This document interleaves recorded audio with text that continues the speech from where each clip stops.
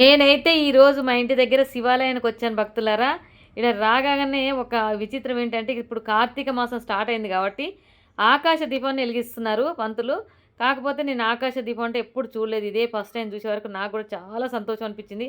శివయ్య ఇంత మంచి అవకాశం ఇచ్చినందుకు నేను చాలా సంతోషపడుతున్నా. శివయ్యకి రుణపడి ఉన్నాను. మీరందరూ కూడా దర్శనం చేసుకోండి.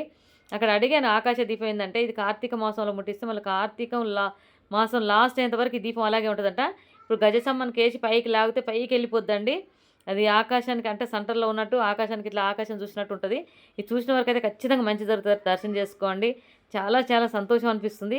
ఇప్పుడు భక్తులందరూ దర్శనం చేసుకుంటారు చూడండి. వేద మంత్రాలతో ఆ దీపాన్ని రెడీ చేసి, అందులో నూనె పోసేసి మొత్తం గాలి పోకుండా కవర్ చేసేసి కట్టారు. మనం ఇగ రోజు వాళ్ళు సాయంకాలం దాంట్లో నూనె పోసేసి అది దీపం కొండెక్కకుండా చూస్తారంట. మనకు కార్తీక మాసం వెళ్ళేంత వరకు ఉంటదంట. మీరు కూడా దర్శనం చేసుకోండి. అన్ని విధాలు మంచి అయితది. దర్శనం చేసుకొని కార్తీక మాసం ఆకాశ దీపం దర్శనం చేసుకున్న వారికి మంచి జరగాలని కోరుకుంటున్నా. పైకి పంపిస్తున్నారు చూడండి. ఒక్కసారి ఓం నమ శివాయ అని మనసులో అనుకోండి. ఓం నమ శివాయ అని కామెంట్ చేయండి, లైక్ చేయండి, షేర్ చేయండి.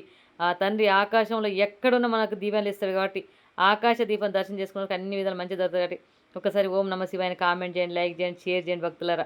అందరికీ మంచి కావాలని ఆ భగవంతుడు చల్లగా చూడాలని నేను కోరుకుంటున్నా. ఆకాశ దీపాన్ని పైకి పంపిస్తున్నారు చూశారు కదా. గజస్తంభాన్ని పట్టి పైకి పంపిస్తున్నారు. బిల్డింగ్ ఇంకా పైకి వెళ్ళిపోతుంది. చూసిన వారి జన్మధన్యం అనుకున్న పనులు సక్సెస్ అయితే హ్యాపీగా ఉంటారు.